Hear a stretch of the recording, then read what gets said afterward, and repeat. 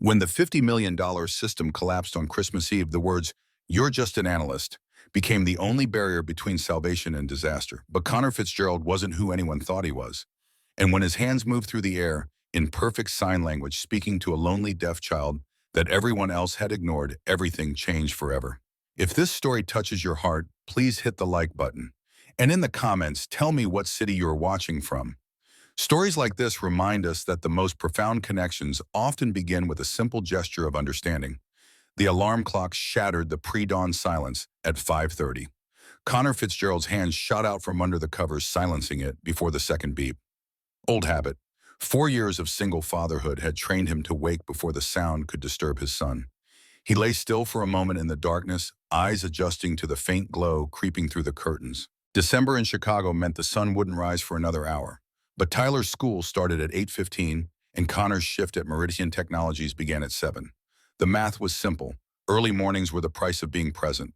Connor swung his legs out of bed, feet finding the worn carpet. The apartment was small. 2 bedrooms, 1 bathroom, a kitchen barely large enough for 2 people to stand side by side. But it was theirs. After Sarah left 3 years ago, chasing a promotion that took her to California and out of their lives, this place had become their sanctuary. He patted down the narrow hallway, stopping outside Tyler's door, cracked open as always. His son slept sprawled across the bed, one arm dangling off the edge, mouth slightly open. 10 years old. Growing so fast, Connor sometimes felt like he was watching time-lapse photography. Connor moved to the kitchen. Coffee first. Always coffee. While the machine gurgled and hissed, he pulled eggs from the refrigerator, bread from the cabinet. Scrambled eggs and toast, Tyler's favorite.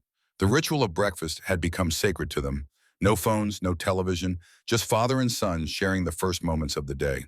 By 6:15, Tyler emerged from his room, hair sticking up in 3 directions, wearing the pajamas Connor had bought him last Christmas. The boy shuffled to the table and collapsed into his chair with the dramatic exhaustion only a 10-year-old can muster before 7 a.m. "Morning, buddy," Connor said, sliding a plate in front of him. Tyler grunted, not quite awake yet. Connor sat across from him with his own plate and coffee.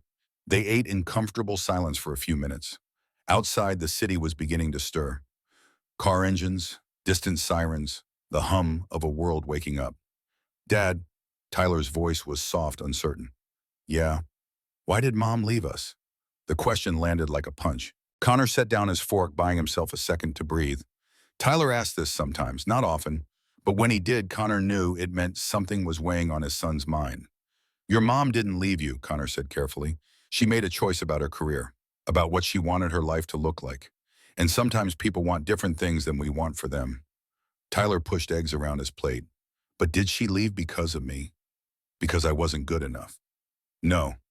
Connor reached across the table, waited until Tyler looked up. "Listen to me, Ty. You are the best thing that ever happened to me. You're smart, you're kind, you're funny. Your mom leaving had nothing to do with you not being enough. It had to do with her not being ready to put someone else first. That's on her, not you." Tyler nodded, but Connor could see the doubt still lingering in his eyes. "You're my number one thing," Connor added. "Always have been, always will be." A small smile tugged at Tyler's mouth. "Even more than your coffee. Even more than my coffee." They finished breakfast and Connor cleaned the dishes while Tyler got dressed for school. By 7:20, they were in Connor's 12-year-old Honda Civic, navigating morning traffic toward Tyler's elementary school. The radio played Christmas songs. Mariah Carey insisting all she wanted for Christmas was you. Tyler hummed along and Connor felt something in his chest unclench slightly. "You excited about the Christmas party tonight?" Connor asked. Tyler shrugged. "I guess. Will there be other kids there?" "Probably not many. It's mostly for employees." "Then why are we going?" "Because they invited families this year. And because the food's supposed to be good." Connor glanced at his son. "And because it's important to me that you see where I work, see the people I work with. You're part of my whole life, Ty, not just the home part." Tyler considered this. "Okay. But if it's boring, can we leave early?" "Deal." Connor dropped Tyler at school, watching until his son disappeared through the front doors. Then he turned the car toward Meridian Technologies, a 15-minute drive through industrial parks and office complexes that all looked the same in the gray December morning. Across the city, in a penthouse apartment overlooking Lake Michigan, Alexandra Whitmore was already on her second cup of coffee and her fourth email of the morning. She stood at the floor-to-ceiling windows, phone pressed to her ear, watching the sun finally break over the horizon. The view was spectacular, worth every penny of the astronomical rent. But Lexi barely noticed it anymore. The view was just backdrop, context for the real work of her life. I don't care what the projections say, Marcus. We committed to this timeline, and we're going to hit it. Her voice was sharp, controlled. The voice that had carried her through hostile boardrooms and skeptical investors. Tell the team we'll reconvene Monday morning, 8 a.m. sharp, no excuses. She ended the call and checked her watch. 7:45. Grace would be awake by now. Lexi turned from the window and walked down the hallway to her daughter's room. She knocked once, then pushed the door open. Grace sat on her bed, already dressed in the school uniform required by the Academy for Deaf Education. 7 years old, small for her age. She looked up when Lexi entered, and her hands moved in quick, practiced motions. "Good morning, Mama. You were on the phone again." Lexi's hands moved in response, slower, less fluid than her daughter's. "Good morning, sweetheart. Yes, work emergency. Did you sleep well?" Grace nodded. Her hands asked another question. "Do you have to work today? It's Friday." "I always have to work, Grace. You know that." Lexi sat on the edge of the bed. "But I'll pick you up from school, okay? And tonight we're going to a Christmas party. There will be decorations and food. It'll be fun." Grace's expression didn't change. Her hands moved again, and the question they formed made Lexi's breath catch. "Mama, do you love me?" Lexi froze. The question hung in the air between them, impossibly heavy. Of course she loved Grace.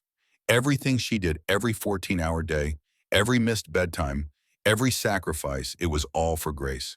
To give her daughter the best life possible, the best schools, the best therapists, the best of everything. But Lexi's hands didn't move. She opened her mouth, searching for words, but Grace needed sign language, and Lexi's mind had gone blank. The moment stretched too long.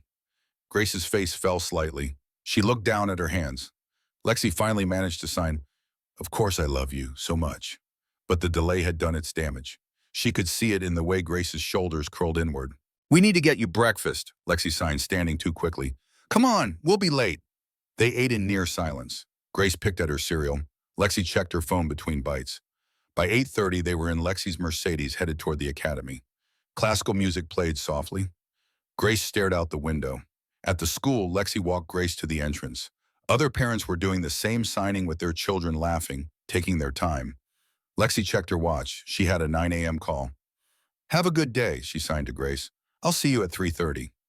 Grace nodded and walked inside without looking back. Lexi returned to her car and sat behind the wheel for a moment, that question still echoing in her mind. "Do you love me?" What kind of question was that? What had she done wrong that her daughter needed to ask, but there was no time to process it? Her phone was already ringing, another crisis, another fire to put out. Lexi took a breath, answered the call, and drove toward Meridian Technologies. Connor arrived at the office at 7 a.m. exactly. The building was mostly empty this early. He liked it that way. The quiet, the sense of having the place to himself before the chaos of the day began. He took the elevator to the third floor where the systems analysis department occupied a maze of cubicles and conference rooms. His desk was in the corner. Not a window seat, but not buried in the center either. A reasonable compromise. Connor set down his coffee and logged into his computer. 347 unread emails. He began sorting through them, flagging the urgent ones, archiving the junk, responding to what he could handle quickly. By 8, his colleagues were trickling in. Patrick Donnelly appeared first, a software engineer in his 50s, with a perpetual smile and a weakness for terrible puns. He stopped by Connor's desk with his own coffee. "Morning, Fitz. You coming to the Christmas party tonight?" "Wouldn't miss it. Tyler's tagging along. Bringing the kid brave, man. These things can get pretty dull." Connor smiled. "He'll survive. Besides, I want him to see where Dad spends his days." "Ah, yes, the glamorous world of data analysis and system monitoring." Patrick gestured to the rows of cubicles. "Every boy's dream. Hey, I'm teaching him that honest work is honest work, no matter what it looks like." Patrick's expression softened. "That's a good lesson." He paused. "You know, Connor, what you did taking the position with flexible hours after Sarah left, a lot of guys wouldn't have made that choice. The kid's lucky to have you." Connor felt heat creep up his neck. He wasn't good with compliments. "I just did what needed doing." Still, Patrick moved on and Connor returned to his emails. But the words lingered. "Made that choice. Maybe." Or maybe it was just the only option that made sense when he looked at his son's face. and remembered what it felt like to be 10 years old and scared your world was falling apart. At 9 a.m., the department meeting began. 12 people crammed into a conference room, reviewing system performance metrics and upcoming projects. Connor sat in the back taking notes, saying little. He'd learned over the years that staying quiet and delivering results was more valuable than being the loudest voice in the room. The meeting dragged until 10:30. Connor was back at his desk diving into a particularly nasty data integration problem when he noticed movement in his peripheral vision. Alexandra Whitmore strode through the department, heels clicking on the tile floor, her presence commanding immediate attention. She was flanked by two executives Connor didn't recognize. They were heading toward the corner conference room, the big one, where important decisions got made. Connor had only interacted with Lexi a handful of times in the 2 years he'd worked here. She was CEO. He was mid-level analyst. Their worlds didn't often overlap. But he'd been in enough meetings with her to recognize the steel in her spine, the razor-sharp intelligence behind her questions. She was formidable. And from what Connor had observed, she was also completely alone. He'd never seen her mention a family. Never heard her take a personal call. Once he'd passed her office at 9 p.m. on a Friday night, and she'd been at her desk, still working the only light on the entire floor. Connor wondered if she was happy, if power and success filled whatever spaces other things might have occupied. Then he shook his head and returned to his work. Not his business. Everyone made their own choices about what mattered most. The rest of the day passed in a blur of code reviews and system checks. Connor left at 5, picked up Tyler from the after-school program, and they went home to change for the Christmas party. Tyler emerged from his room wearing khakis and a button-down shirt. Connor had on dark jeans and a blazer. Formal enough to respect the occasion, casual enough to not feel like he was pretending to be something he wasn't. They arrived at the Westbrook Hotel at 6:30. The ballroom had been transformed into a winter wonderland. White lights draped from the ceiling. Silver and blue decorations covered every surface. A massive Christmas tree dominated one corner, ornaments glittering. A string quartet played in another corner. Tables were laden with food. Tyler's eyes went wide. Whoa! Pretty fancy, huh? Connor put a hand on his son's shoulder. Remember best behavior. These are the people I work with. I know, Dad, I'm not going to embarrass you. They got plates of food and found seats at one of the round tables. Connor recognized a few colleagues and nodded hello. Patrick came over and shook Tyler's hand solemnly, asking about school and hobbies. Tyler relaxed, answering questions about his Lego collection and his favorite video games. Connor was starting to think this might actually be pleasant when he heard the sharp click of heels on marble. Alexandra Whitmore had just entered the ballroom. She wore a dark green dress that probably cost more than Connor's monthly rent. Her hair was pulled back. Her expression was calm, professional, unreadable. And beside her, holding her hand with obvious reluctance, was a little girl in a matching green dress. Connor's breath caught. The girl looked about 7, long dark hair, serious eyes, and as Connor watched, Lexi bent down, her hands moving in unmistakable patterns. Sign language. The little girl's hands moved in response. Faster, more fluid. A native speaker. The girl was deaf. Connor's heart lurched. He knew that isolation. Had seen it on his sister Hannah's face 1,000 times growing up. The look of a child who existed in a different world than everyone around her. The look of someone who was present but not included. He watched as Lexi straightened her hands, still gripping her daughter's. They moved through the ballroom. People said hello to Lexi. Executives, board members. Not a single one acknowledged the little girl. They found a table near the front. The girl sat down and Lexi signed something to her. The girl nodded. Then Lexi was pulled away by someone wanting to discuss business, and the little girl sat alone staring at her empty plate. Connor made a decision. Tyler, stay here for a minute, okay? Where are you going? To say hello to someone. Connor stood and crossed the ballroom. His heart hammered. He was about to do something that could be seen as overstepping. But he couldn't watch that little girl sit alone, isolated in a room full of people, ignored and invisible. He reached their table. Lexi was still deep in conversation 10 feet away. The little girl looked up at him with wary eyes. Connor's hands moved. Smooth. Practiced. He'd been signing since he was 5 years old. Hi, my name is Connor. What's your name? The change was immediate and luminous. The girl's eyes went wide. Her mouth fell open slightly. Then her entire face lit up like someone had turned on a lamp from inside. Her small hands moved quickly, eagerly. I'm Grace, you know sign language. Yes, Connor signed back. My sister is deaf. I learned when I was young. Really? Grace's hands were almost too fast to follow. now excitement making her movements bigger, more animated. Is she here? Can I meet her? She lives in another city, but I can tell her about you.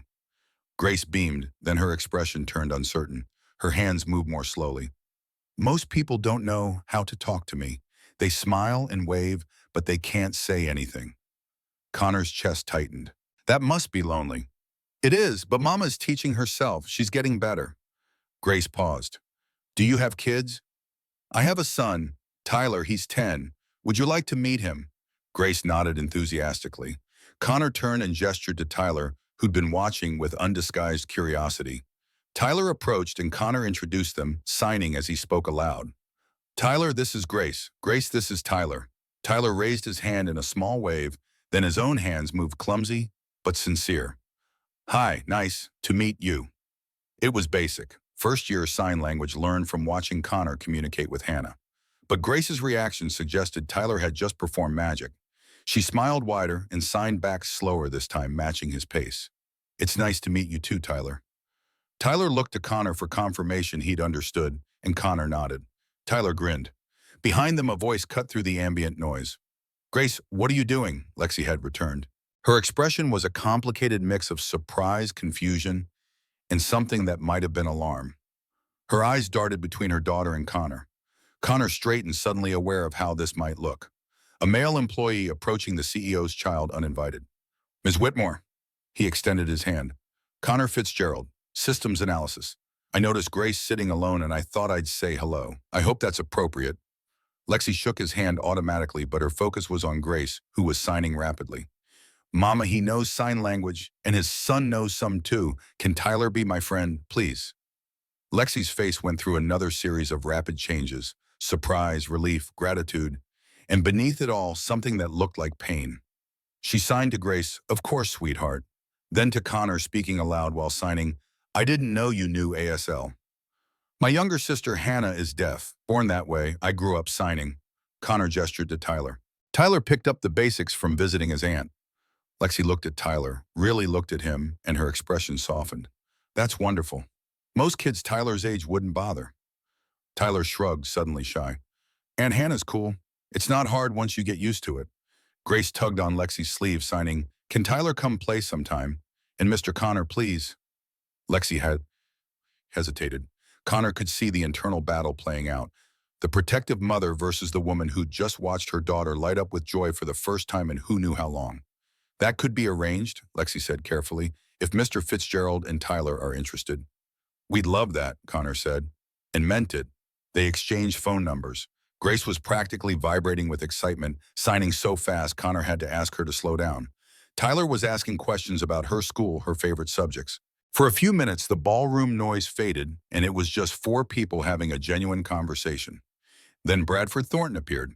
Thornton was the CFO, mid-40s, expensive suit, the kind of confident swagger that came from old money and Ivy League pedigree. Connor had been in exactly 2 meetings with him, and both times Thornton had been dismissive of anyone he deemed beneath his level. Alexandra, Thornton said, not even glancing at Connor or the children. We need to discuss the Q4 numbers. Now would be good. Lexi stiffened. Brad, I'm with my daughter. I can see that. But this can't wait. Board wants answers Monday morning. Lexi looked torn. Grace's face fell, her hand signing, Do you have to go? Just for a few minutes, Lexi signed back. To Connor, she said, Would you mind staying with Grace? I won't be long. Before Connor could answer, Lexi was already walking away with Thornton, leaving Grace standing there watching her mother disappear into the crowd. Grace's hands moved slowly. She always has to go. Connor knelt down to her level. Your mom has a very important job, but that doesn't mean she doesn't love you. How do you know? Because I can see it, in the way she looks at you, in the way she made sure you understood what she was saying before she left. She's trying, Grace. That counts for something. Grace considered this. Then she signed, Will you really let me play with Tyler? Absolutely. In fact, why don't you teach him some new signs right now? He needs the practice. Grace's mood shifted immediately. She grabbed Tyler's hand and pulled him toward the dessert table, signing instructions Tyler clearly didn't fully understand, but was game to try to follow. Connor stood and found himself face to face with Diane Fletcher, one of the senior engineers he respected. That was kind of you, Diane said quietly. Most people don't bother with Grace. They don't know how. She's just a kid who wants to be included. Doesn't seem that complicated. Diane smiled. You'd be surprised how many people think it's too much work. She paused. For what it's worth, Lexi's a better person than most people realize. She's just been in survival mode so long she's forgotten how to do anything else. Connor watched Lexi across the room, deep in conversation with Thornton, her body language tense. What happened, if you don't mind my asking? Her husband died 4 years ago. Car accident. Grace was only 3, had just lost her hearing from meningitis 6 months earlier. Lexi was already climbing the corporate ladder, but after losing her husband, she went into overdrive. Made CEO within 2 years. I think work became her way of controlling something when everything else had fallen apart. Connor understood that impulse. When Sarah left, he'd wanted to throw himself into work too, lose himself in problems that had solutions. But Tyler had needed him present, not buried in the office, so he'd made a different choice. Must be hard, Connor said, balancing all that. Impossible, I'd say, but she keeps trying. Across the room, Grace and Tyler were laughing about something, their hands moving, building a conversation one sign at a time. Connor thought about choices, about what people sacrificed and what they held on to, about the invisible math everyone did, weighing career against family ambition, against presence. The party continued. Connor and Tyler ended up spending most of the evening with Grace. Lexi returned after 20 minutes, apologizing profusely. Grace had forgiven her instantly, too excited about her new friends to hold a grudge. As the evening wound down, Lexi approached Connor again. Thank you, she said, for tonight, for Grace. This is the first time she seemed truly happy at one of these events. She's a great kid. You should be proud. Lexi's eyes glistened. I am. I just wish I was better at showing it. You're here. That's something. Is it enough? Connor thought about Tyler's question that morning, about doubt and fear and the constant worry that you're failing the people who matter most. I don't know if any of us can answer that, Connor said honestly, but I think trying counts. And I think Grace knows you love her even when you're not saying it. Lexi looked at her daughter, who was teaching Tyler how to sign Merry Christmas, both kids giggling when Tyler got it wrong the third time. She asked me this morning if I loved her, Lexi said softly. I froze. I couldn't get my hands to move fast enough, and now I can't stop thinking about that moment, about what it means that my daughter has to ask. Connor didn't have an answer, didn't have wisdom to offer. So he just said, next week, play date, let's make it happen. Lexi nodded. I'd like that. Connor and Tyler left the party at 9. Tyler fell asleep in the car on the way home, exhausted but happy. Connor carried him inside, got him into pajamas, and tucked him into bed. Dad, Tyler's voice was sleepy. Yeah, buddy. Grace is really nice. I'm glad we met her. Me too. Do you think she's lonely, being deaf and all? Connor sat on the edge of the bed. I think she's probably been lonely for a while, but now she has you. That'll help. Tyler yawned. Good. Everyone should have friends. His eyes were already closing. Love you, Dad. Love you too, Ty. Connor kissed his son's forehead and left the room. In the kitchen, he poured himself a glass of water and stood at the window looking out at the city lights. His phone buzzed, a text from an unknown number. This is Lexi Whitmore. Thank you again for tonight. Grace hasn't stopped talking about Tyler. Would next Saturday work for a play date? You could come to our place. I'd like to learn more about how you communicate with your sister. I want to be better at this. Connor typed back, Saturday works. We'll be there. He set the phone down and exhaled. Something had shifted tonight. New connections had formed. A lonely CEO and her isolated daughter. A single father and his son. 4 people who'd been existing in their separate orbits, brought together by chance and sign language, and the simple act of seeing someone who needed to be seen.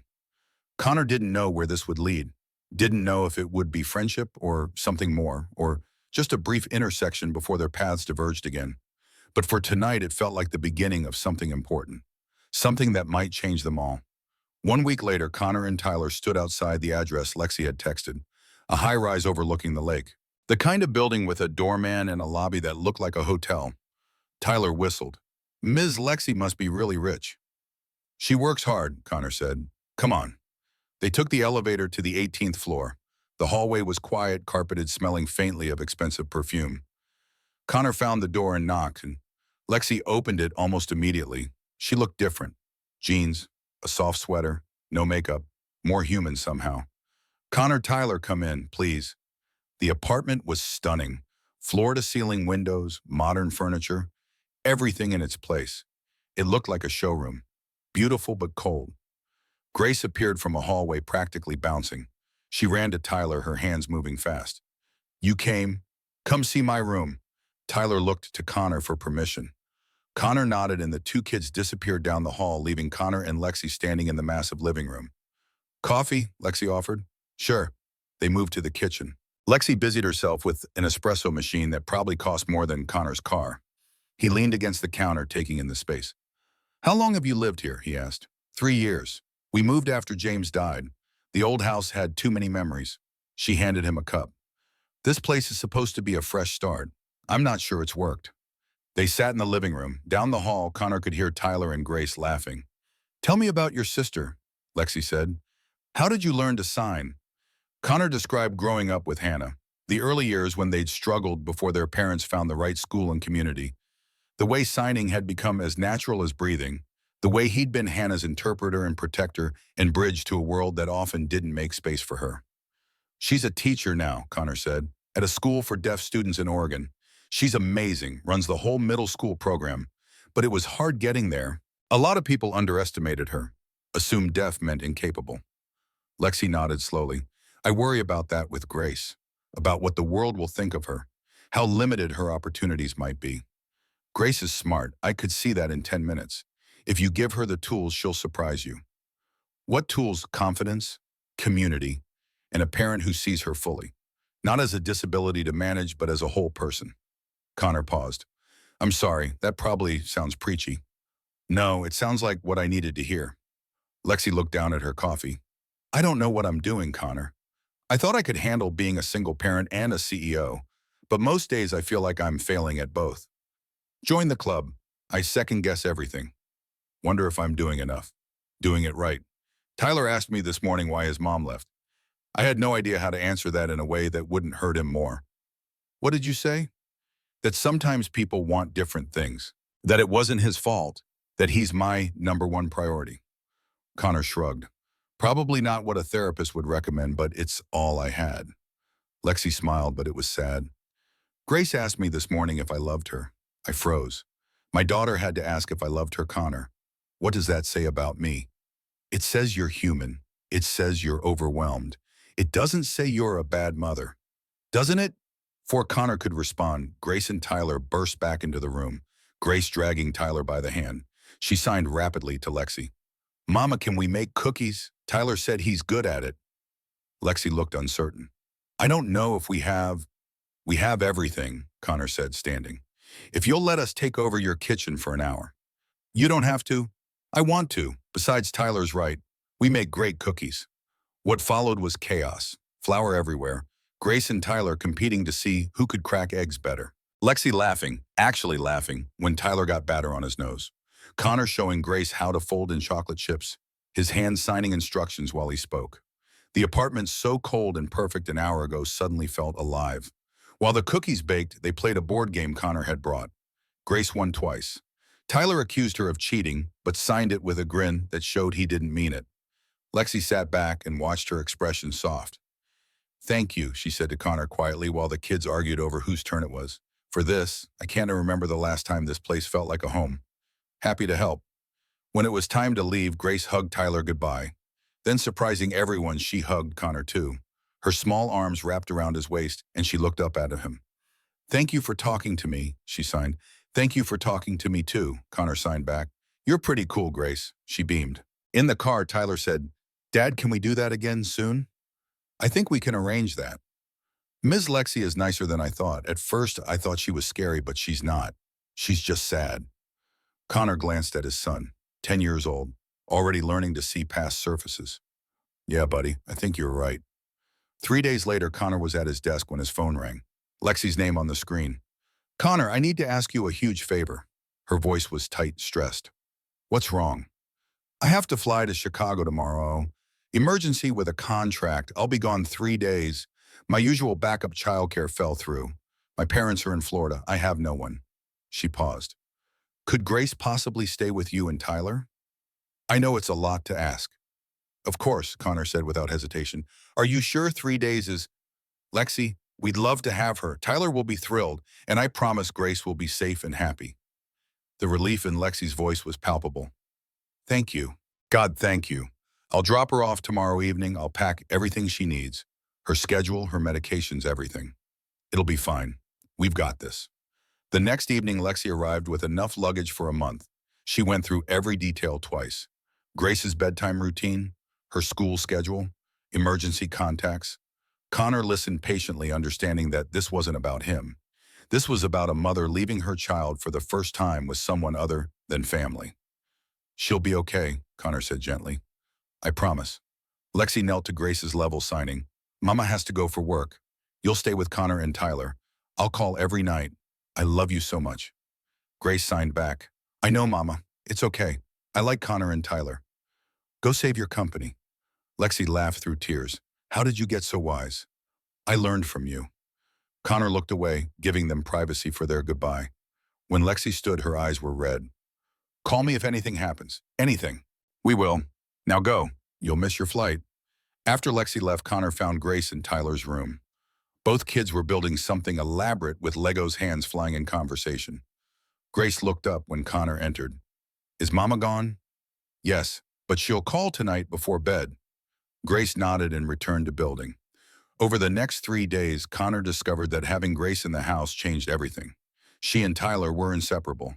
They made up games, built increasingly complex Lego cities, watched movies with subtitles, and argued about which character was coolest. Connor sent Lexi photos. Grace and Tyler covered in flour from making pancakes. Both kids in a blanket fort in the living room. Grace asleep on the couch after a full day, a book of fairy tales open beside her. Each night, Lexi video called. Connor would hand the phone to Grace, and mother and daughter would sign to each other. Grace telling stories about her day, Lexi asking questions, really listening.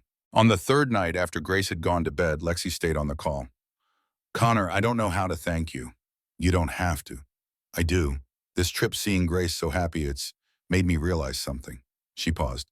I've been so afraid of not being enough that I haven't been present at all. I've been managing her like a problem to solve instead of just being her mother. You're learning. That's what matters. When I get back tomorrow, I want to be different. Better. You're already better than you think, Lexi.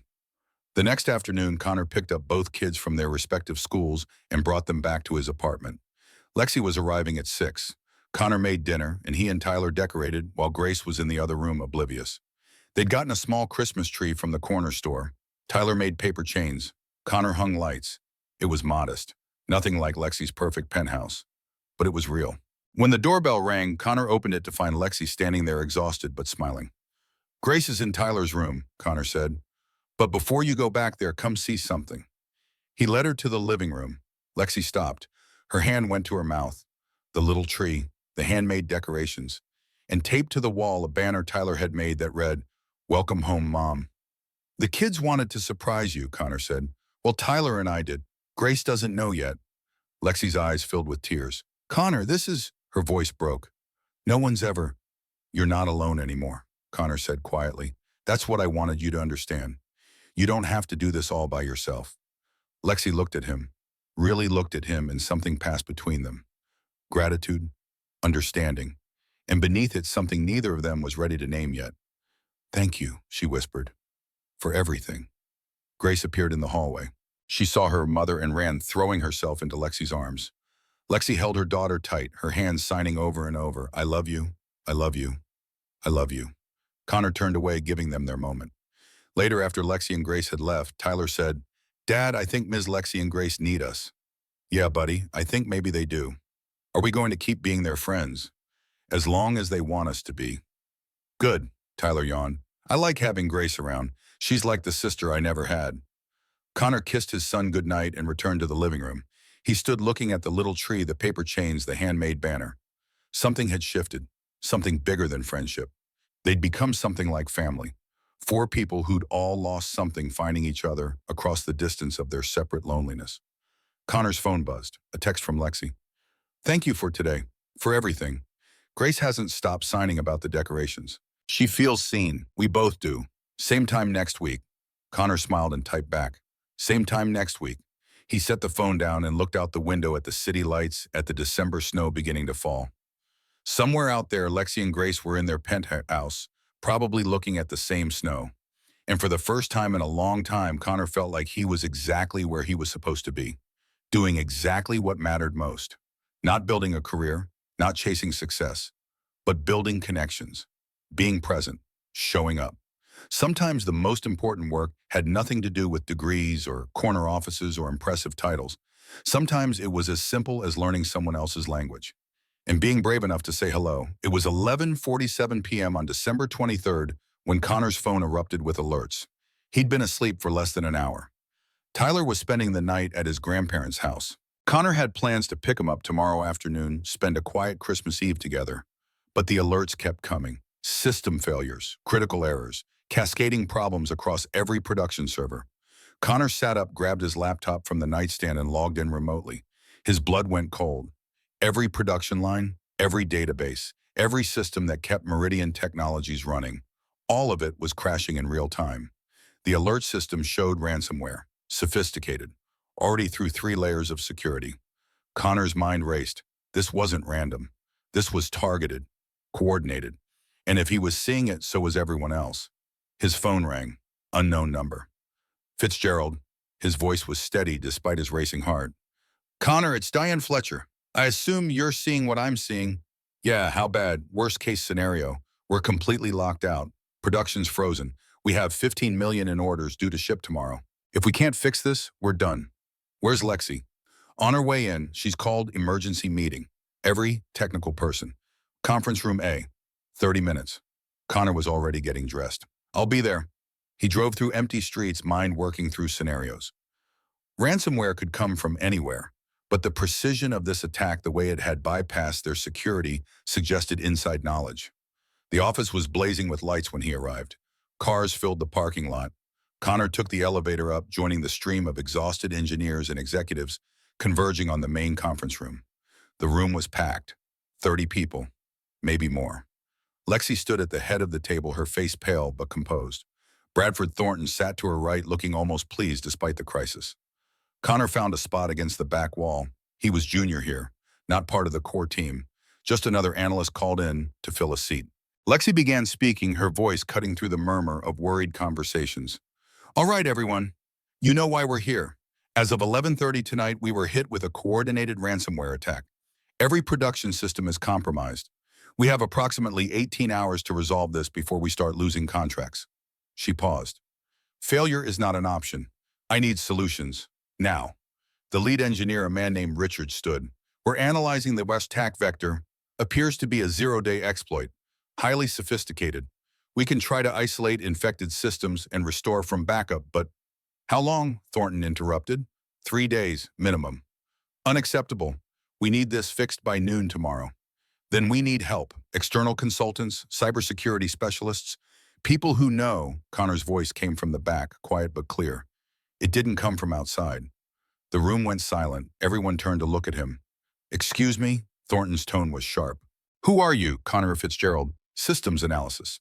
Connor pushed off the wall, moving closer to the screen displaying their network architecture. The ransomware didn't breach from outside.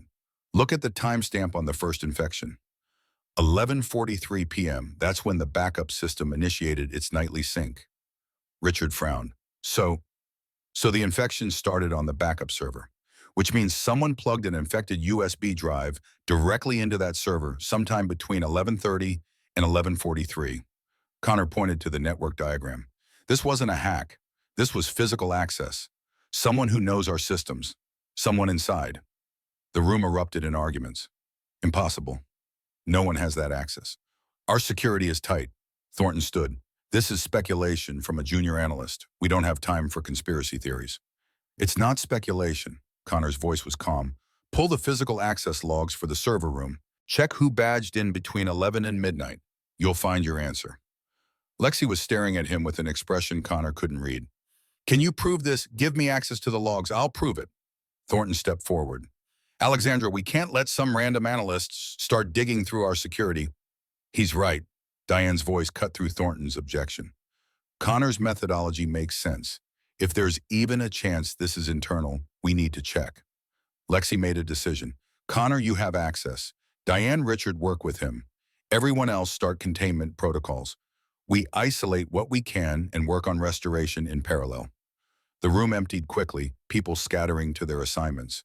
Connor found himself at a terminal with Diane and Richard looking over his shoulder. He pulled up the access logs, scrolled through entry times. There, 11:37 p.m., badge entry to server room. Connor's stomach dropped when he saw the name. That's impossible, Richard said. That badge belongs to Lexi. Connor finished. Alexandra Whitmore's credentials. But Connor knew Lexi had been at home. He'd texted with her at 11:30. She'd been putting Grace to bed. Someone cloned her badge, Connor said. Used her credentials to get access and leave a trail pointing to her. Diane swore softly. This is sabotage. Yeah, and we need to find out who did it before they pin this on Lexi and destroy her. Connor looked at the screen at the tangled web of corrupted systems and stolen credentials and knew what he had to do. He was going to fix this. Not because it was his job, not because anyone asked him to, but because Grace deserved a mother who wasn't destroyed by corporate politics. Because Tyler was learning that doing the right thing mattered more than playing it safe. Because Lexi had trusted him with her daughter, and this was how he repaid trust. By showing up, by using every skill he had, by refusing to let good people be destroyed by people who only cared about power. All right, Connor said, here's what we're going to do. And as he started outlining his plan, as Diane and Richard began to understand the depth of Connor's knowledge, the question hung unspoken in the air. Who was Connor Fitzgerald really? And why had he been hiding in plain sight all this time? The answers would come. But first they had a company to save, and a saboteur to catch. Connor's hands moved across the keyboard with practiced precision. The server room hummed around them, cooled air rushing through vents, the soft whir of machinery creating a mechanical symphony. 2 a.m., 5 hours since the attack began. The rest of the company had gone home or to hotels waiting for morning and whatever verdict would come. But Connor, Diane, and Richard remained. And Lexi. Always Lexi pacing behind them, phone pressed to her ear, managing board members and investors, and the slow-motion catastrophe unfolding in real time. Talk to me, Diane said, leaning over Connor's shoulder. What are we looking at? Connor pulled up a diagnostic screen. Lines of code scrolled past, red errors flagging dozens of corrupted systems. The good news is we've isolated the infected servers. 70% of our systems are clean and can be brought back online. And the bad news? The automation protocols that control production scheduling, inventory management, and order fulfillment are completely corrupted. We can't just restore from backup because the backups are infected too. Connor sat back, rubbing his eyes. We need to rebuild the entire protocol suite from scratch. Richard swore softly. That's 6 months of work, maybe more. Or 2 weeks if we outsource to a specialized firm, Diane added. She looked at Connor. You're thinking there's another option. Connor hesitated. This was the moment where he either stayed in his lane, admitted the problem was beyond him, or revealed exactly how much he actually knew. He thought about Tyler, about Grace, about Lexi fighting to save her company, while her daughter slept at her grandmother's house, waiting for her mother to come home. I might be able to rebuild it, Connor said quietly. The protocols, I've been monitoring them for 2 years. I know the logic, the dependencies, how everything connects. Lexi's voice came from behind him. Connor, that requires advanced programming, years of experience, someone who really understands systems architecture. Connor turned to face her. The fluorescent lights made her look exhausted. Shadows under her eyes, hair pulled back in a messy ponytail. But her gaze was steady, waiting. MIT class of 2006, bachelor's and master's in computer science and engineering. I specialized in systems architecture and automation protocols. Connor's voice was matter of fact. I worked for 3 years as a senior systems engineer before Tyler was born, and my marriage started falling apart. After Sarah left, I needed flexible hours, so I took positions that let me be present for my son. The work is less prestigious, the pay is lower, but I get to pick him up from school, make him dinner, be there. The room was very quiet. Diane's eyes widened. You have a master's from MIT, and you're working as an analyst. Yes, because being Tyler's father matters more than any title. Bradford Thornton chose that moment to stride into the server room. He'd been gone for an hour, supposedly managing board communications, but his timing felt calculated. How are we progressing? Thornton demanded. Then he noticed everyone's expressions. What happened? Connor has an MIT degree, Diane said. He thinks he can rebuild the automation protocols. Thornton's face went through several rapid changes: surprise, skepticism, then something that looked almost like fear. "That's ridiculous," Thornton said. "Connor, I appreciate the enthusiasm, but this isn't the time for junior staff to play hero. We need real expertise." "He has real expertise," Lexi said slowly. She was still looking at Connor. "MIT doesn't give out master's degrees to anyone. If Connor says he can do this, I believe him." "Alexandra, be reasonable. Why would someone with an MIT master's be working as an analyst? It doesn't make sense." "It makes perfect sense," Connor said quietly. "When you have a 7-year-old son who just watched his mother leave, who needs to know his father chose him, who needs stability more than he needs a father with an impressive resume." Connor met Thornton's glare. "My son knows I put him first. That's worth more to me than any career trajectory." Lexi's expression had shifted completely. Recognition of a sacrifice she'd never made. A choice she'd gone the opposite direction on. "Can you really fix this?" she asked. "I can try. If I fail, you can still call in consultants tomorrow. But we'll have lost time." Lexi looked at Thornton and then at Connor, making a calculation, weighing risks. "Do it," she said. "Connor, you have full access, whatever you need. Diane and Richard support him however he asks." Thornton's jaw tightened. "Alexandra, I strongly advise against—" "Your objection is noted, Brad, but this is my call." Lexi's voice was steel. "We have 16 hours until we start bleeding contracts. Connor's our best shot."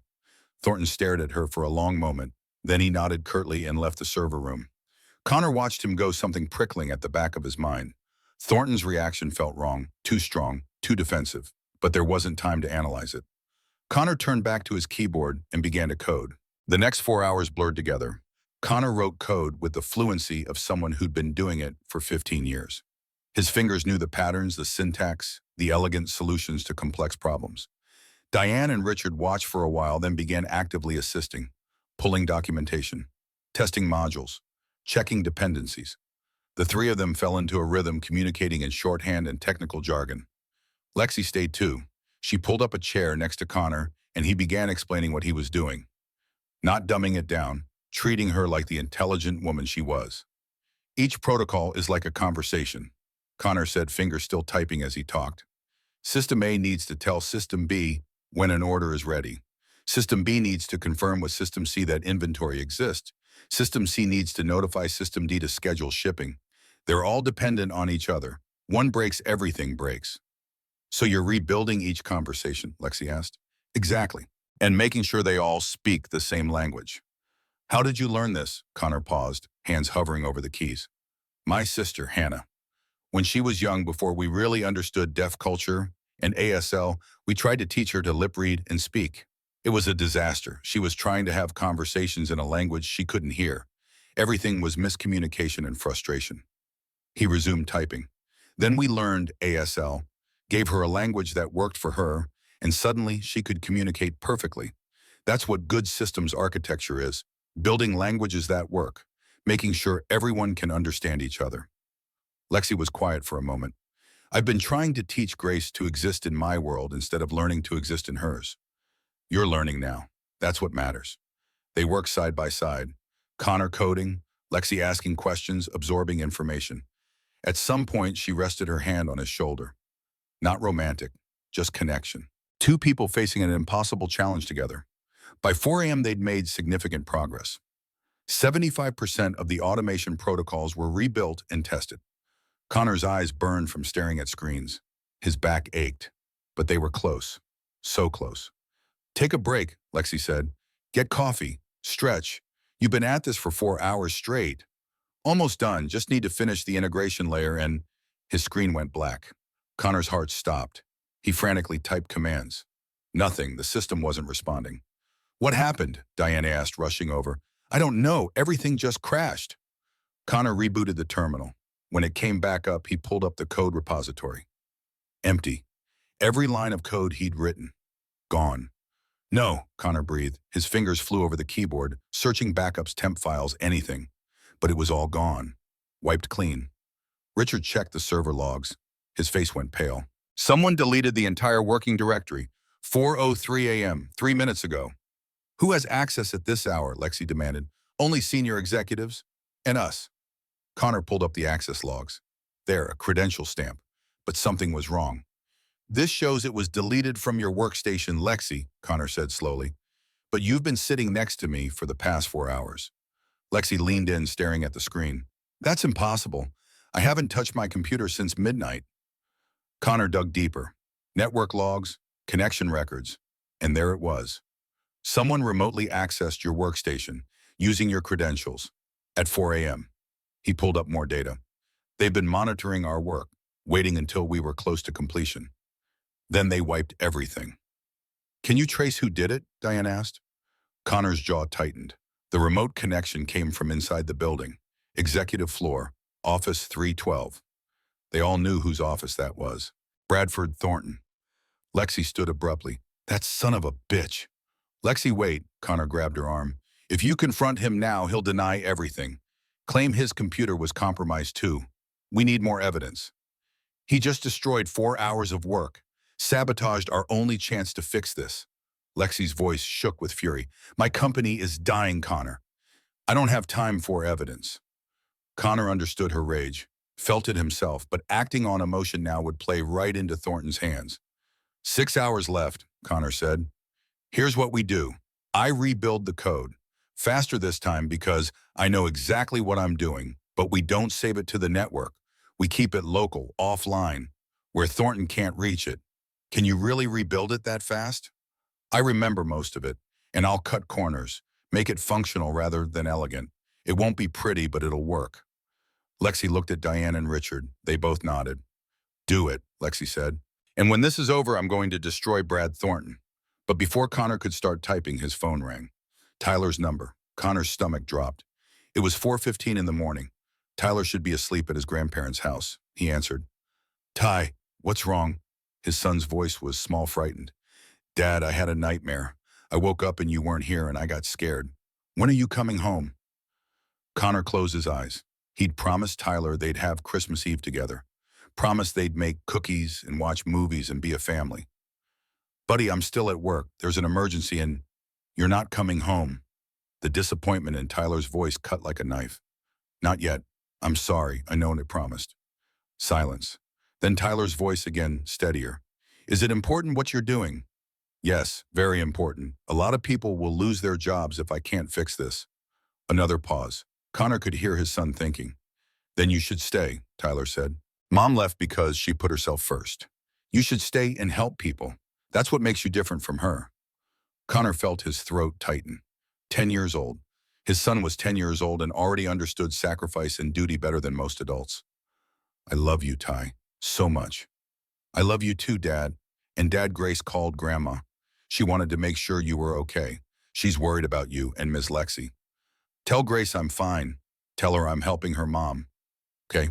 Dad, come home when you can. Whenever that is, I'll understand. Tyler hung up. Connor sat holding the phone for a moment, then looked at Lexi. Your daughter sent a message too. What did she say?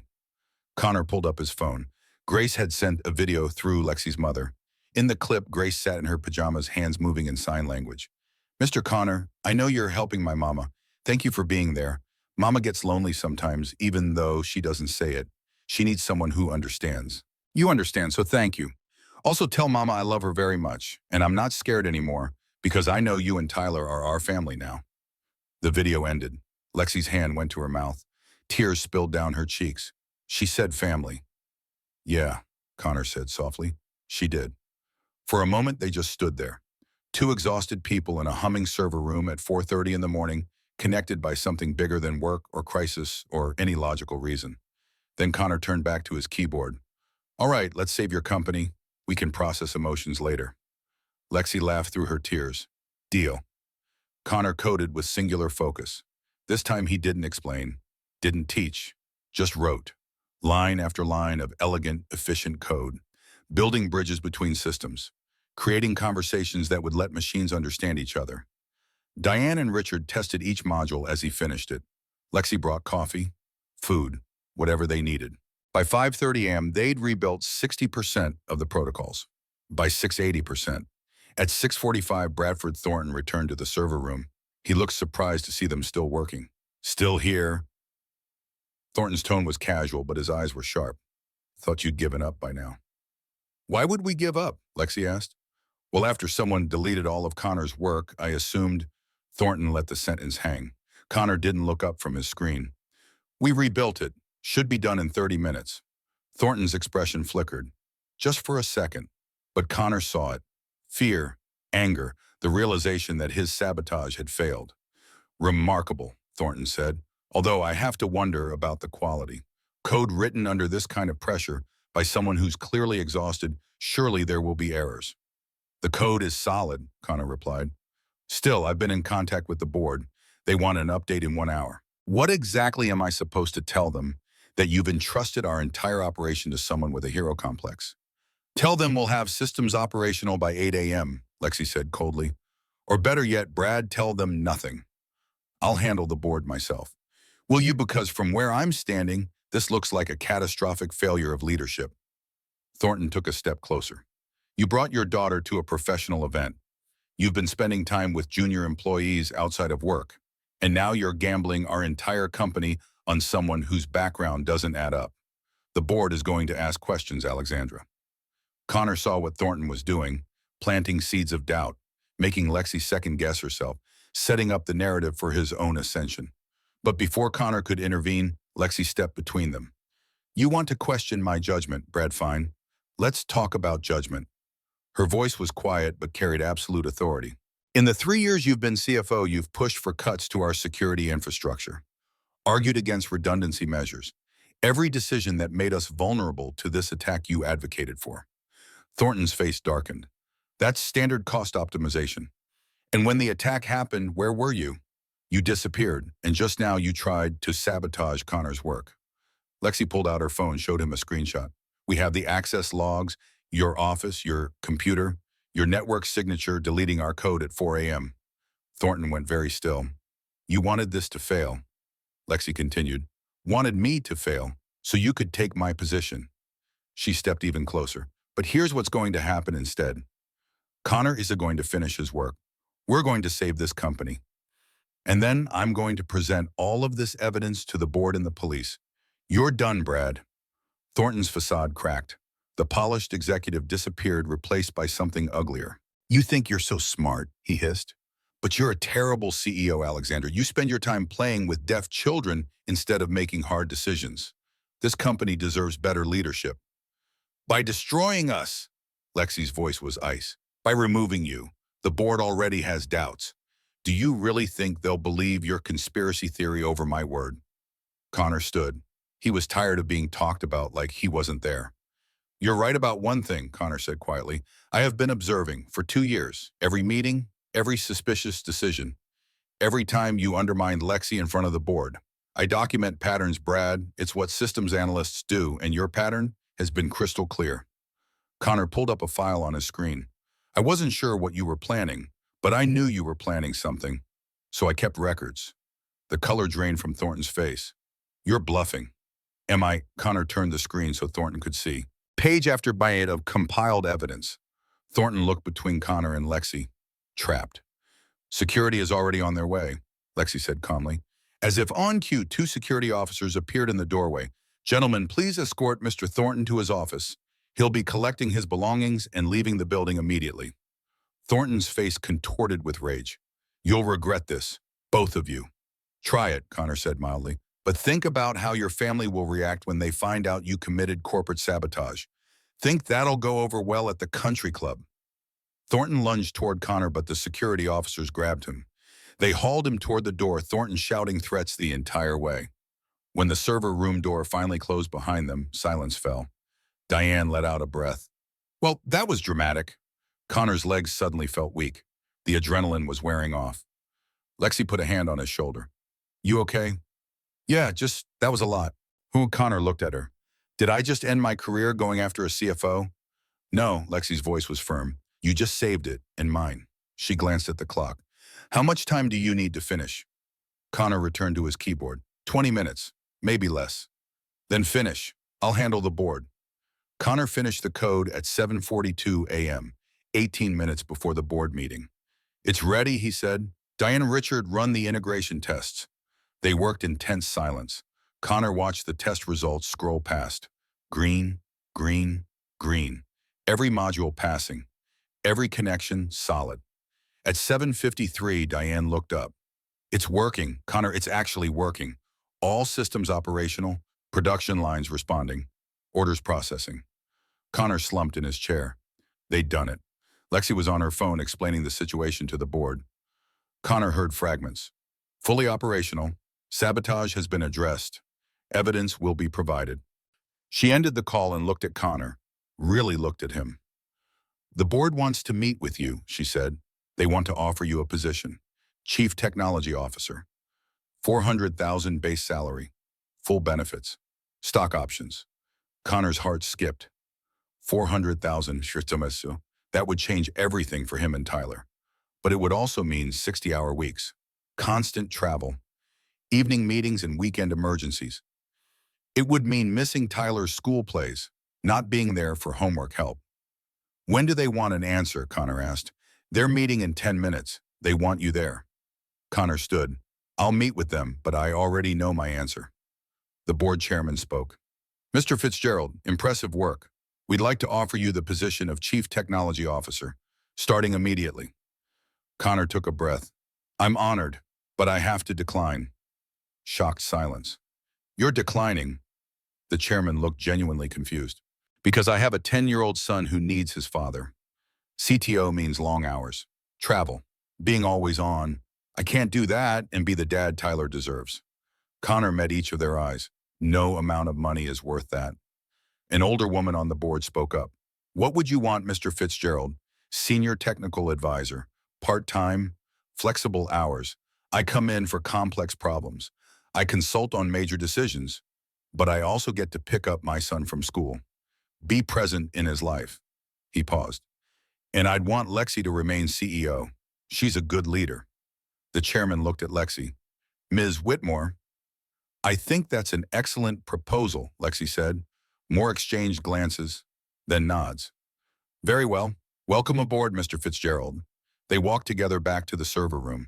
The sun was rising outside, painting the sky pink and gold. Christmas Eve morning. You just turned down $400,000, Lexi said. Yeah, most people would have taken it. I'm not most people. Lexi smiled, a real smile. No, you're really not. Connor's phone buzzed, a text from Tyler. Dad, Grandma says you saved the day. Grace and I made you a medal. It's made of foil and string, but we think it's pretty good. Come home soon. Love you. Connor showed Lexi the text. She laughed, then pulled out her own phone. Grace had sent a video. The little girl held up a medal made of aluminum foil, her hands signing enthusiastically. This is for Mr. Connor, for being a hero, not the superhero kind, the real kind, the kind who helps people even when he's scared and tired. That's the best kind. Connor and Lexi stood in the hallway watching the video as the sun rose over the city. Merry Christmas Eve, Connor, Lexi said softly.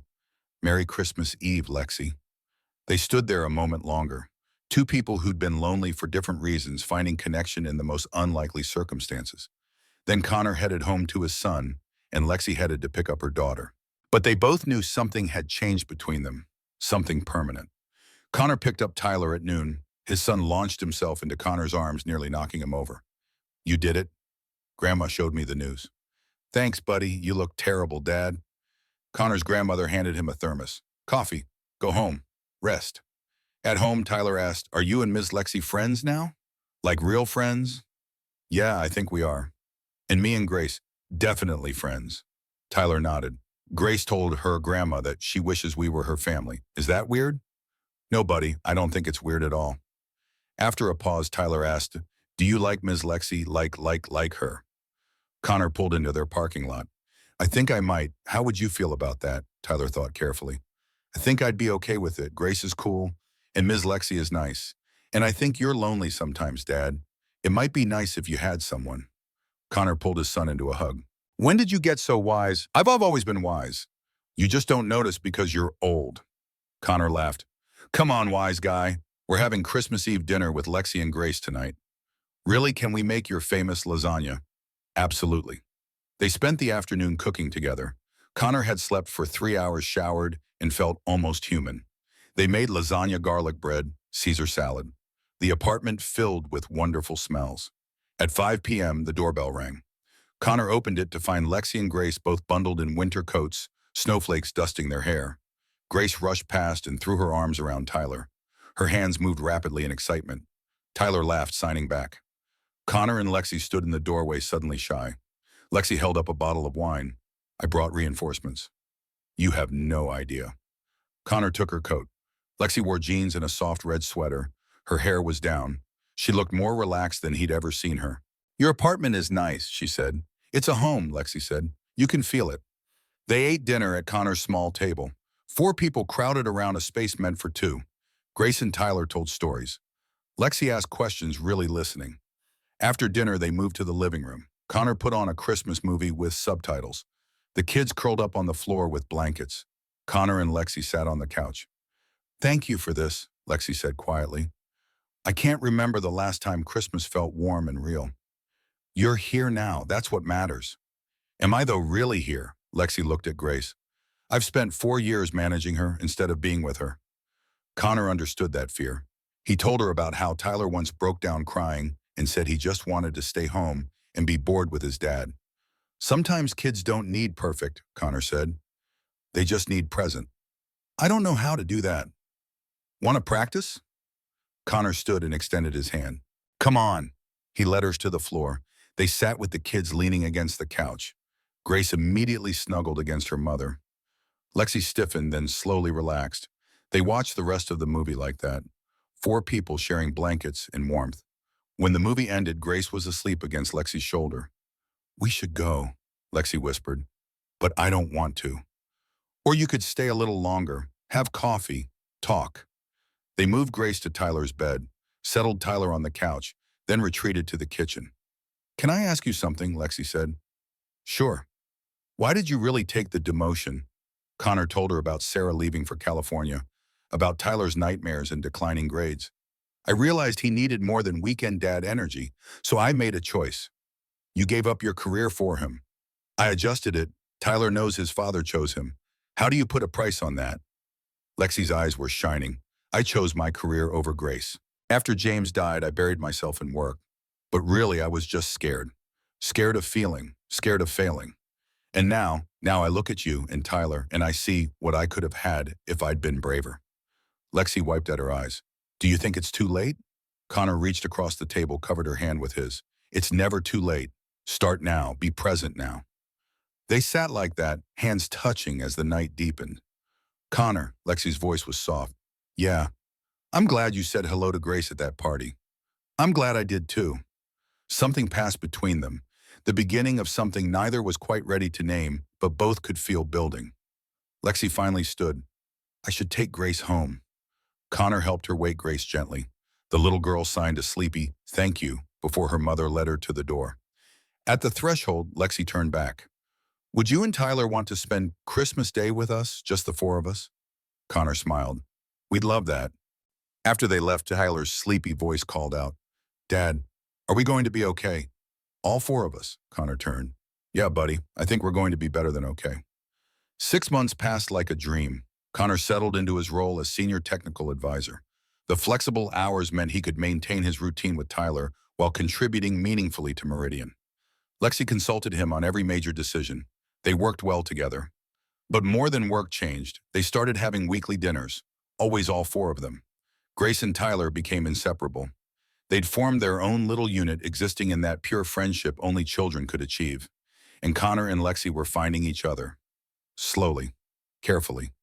2 people who'd been hurt, who carried responsibilities, who couldn't afford to be reckless. Connor took Lexi to sign language classes. Within 3 months, she could hold real conversations with Grace. The change in their daughter was visible. Grace smiled more, laughed more, seemed lighter. They went on actual dates, movie nights after the kids were asleep, dinners at quiet restaurants, long walks along the lakefront. Connor couldn't pinpoint when friendship became love. It happened gradually. A hand held a moment too long, a glance that lingered, the way his heart jumped when she walked into a room. They didn't hide it from the kids. Tyler and Grace were perceptive. They'd figured it out long before the adults acknowledged it. One evening in late June, after putting the kids to bed at Connor's apartment, Lexi and Connor sat on his small balcony. I need to tell you something, Lexi said. Okay, I'm falling in love with you, She said it simply. I wasn't looking for this.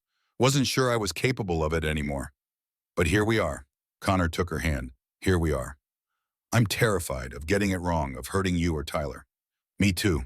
But I think sometimes the best things are worth being scared for. Is this one of those times? Connor pulled her closer. Yeah, I think it is. He kissed her, soft at first, tentative, then deeper. A promise, a beginning. When they pulled apart, Lexi was smiling. So what now? She asked. Now we see where this goes. No rush, no pressure. Just us, all four of us, building something real. I like the sound of that. They sat together as the night deepened, holding hands, not needing words.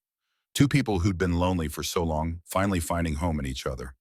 December arrived again, a full year since that first Christmas party. Meridian Technologies' annual celebration was approaching. Lexi had been acting mysterious for weeks. Secretive smiles, hushed phone calls. The night of the party, Connor and Tyler dressed carefully. Tyler wore a new suit that made him look startlingly grown up. 11 years old now. Do I look okay, Dad? You look great, buddy. They met Lexi and Grace at the Westbrook Hotel. Grace wore a red velvet dress. When she saw Tyler, her face lit up. Lexi wore emerald green. Stunning. She took Connor's breath away. You're staring, she said with amusement. Can you blame me? She kissed his cheek. Come on, I have some surprises planned. The ballroom was elaborate, but this time Connor noticed something different. Several staff members wore small pins with the sign language symbol for welcome. As they mingled, Connor saw people signing greetings to Grace. Did you? Connor started.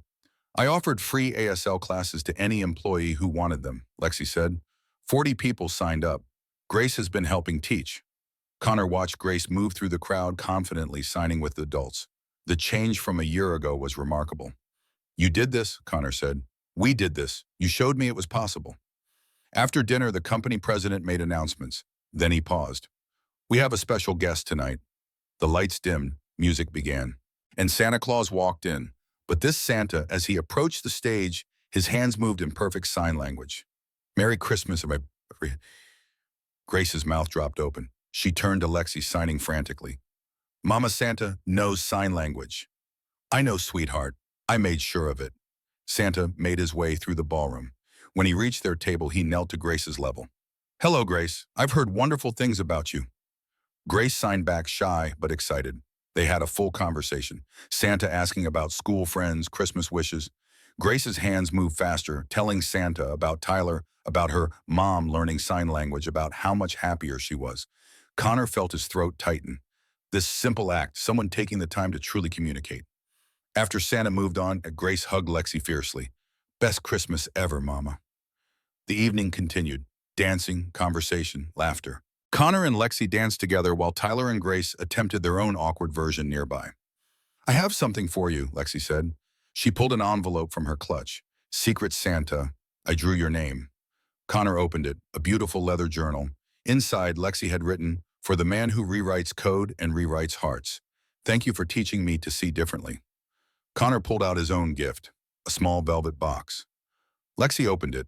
Inside was a silver charm bracelet. Each piece was shaped like a hand position from ASL alphabet. Together they spelled a word, courage. Lexi read, her voice breaking. Because that's what I see when I look at you, Connor said softly. The courage to change, to learn, to be vulnerable. Lexi put on the bracelet. Connor, But she was interrupted by the company president calling for attention. Before we end the evening, our CEO has an announcement. Lexi looked startled. This wasn't part of the plan. She made her way to the stage, confused but composed. The president handed her the microphone. Lexi cleared her throat, but before she could speak, her phone buzzed. She glanced at it. Her face went pale. She looked at Connor across the room. Mouthed, I need you. Connor was at her side in seconds. What's wrong? Brad's lawyers, they just sent notice. They're suing for wrongful termination. Millions, and they're subpoenaing your documentation. Her voice shook. Connor, if your records aren't perfect, this could destroy the company and your career. Connor felt ice in his stomach, but he kept his voice steady. My documentation is solid. 2 years of time-stamped records. Brad has resources, expensive lawyers. Let him bring them. Connor took her hands. Let them examine every file. They'll find exactly what I said. Truth matters, Lexi. You're sure? I've never been more sure of anything. Connor smiled slightly. Well, except maybe that I love you. Lexi's eyes filled with tears. You've never said that before. I know. I was waiting for the right moment. Apparently it's now, in the middle of a Christmas party, while discussing lawsuits. Connor pulled her closer. I love you, Alexandra Whitmore, and I'm not afraid of Bradford Thornton. She kissed him, long and deep. Grace and Tyler were watching with matching grins. Did Dad just say the L word? Tyler signed to Grace. Finally, Grace signed back. Lexi took a breath. The board chairman stepped forward with the microphone. Ms. Whitmore has requested a moment. Lexi's hands were shaking as she took the mic, not from fear, but from what she was about to do. 10 minutes ago, I got a threatening call about a lawsuit. Big legal battle ahead. She looked at Connor. And 10 minutes ago, this man told me he loved me for the first time, right in the middle of crisis, because that's who Connor Fitzgerald is. He shows up when it's hard, when it's scary, when it matters most. The ballroom was silent. A year ago, Connor saw my daughter when everyone else looked away. He taught me that strength isn't about never needing help. It's about being brave enough to accept it. Her voice grew stronger. He gave up a prestigious career to be present for his son. He rebuilt our infrastructure in one night. But more importantly, he rebuilt my faith and connection. Lexi stepped down from the stage, walked toward Connor, but she didn't stop at Connor. She knelt between Grace and Tyler. Grace, Tyler, this year, you two taught me what family really means. Not blood, not obligation, but choice, connection, love. She looked at Grace. You taught me to be brave, to try, to fail and try again. Grace was crying happy tears. Lexi turned to Tyler. And you taught me that family expands, that there's always room for one more. Then Lexi did something that made the entire ballroom gasp. She pulled a small box from her pocket, looked directly at Connor. Her hands moved as she spoke. Connor Fitzgerald, a year ago you saw my daughter when everyone else looked away. You showed me that real love isn't about finding someone perfect. It's about finding someone who makes you want to be better. Lexi opened the box. Inside was a simple platinum band. Connor Fitzgerald, will you marry me?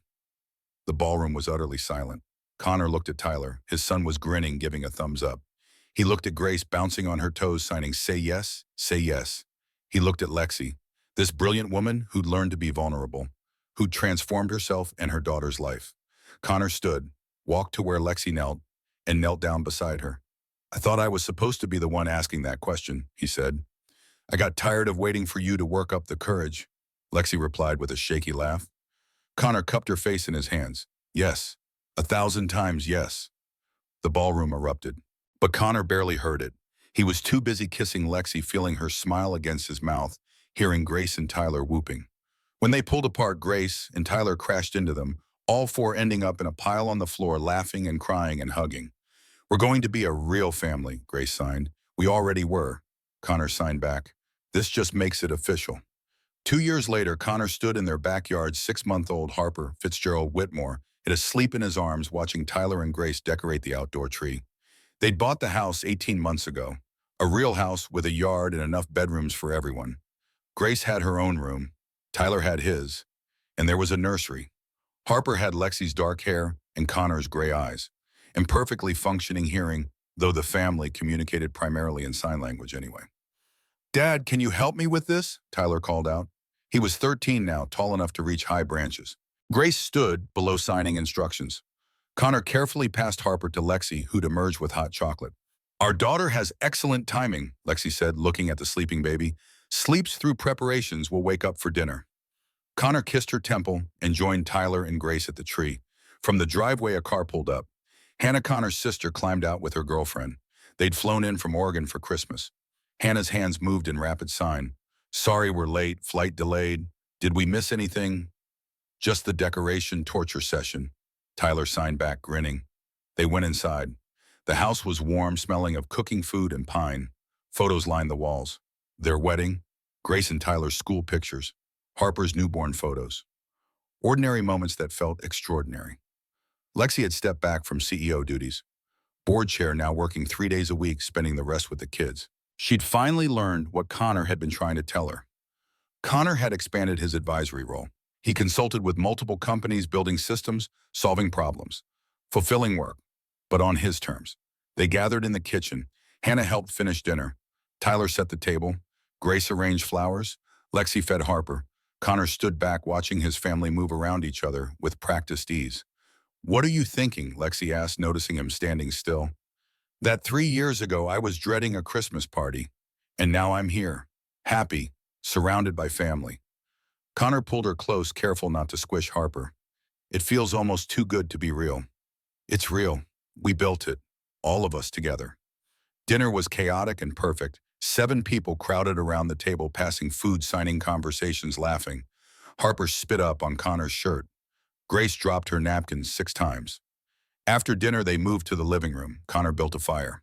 They exchanged gifts. Grace gave Connor a framed picture she'd drawn. Their family of 5 holding hands captioned, "My heroes." Tyler gave Lexi a leather journal. "For your thoughts, since you're always telling me to write mine down on." As the evening wound down, kids drifted to rooms. Hannah and her girlfriend to the guest room. Harper asleep in her crib. Finally, just Connor and Lexi sitting by the dying fire. "Do you ever miss it?" Lexi asked. "The MIT career you were on?" Connor thought about it. "Sometimes I wonder what that life would have looked like. Senior engineer, industry recognition." He paused.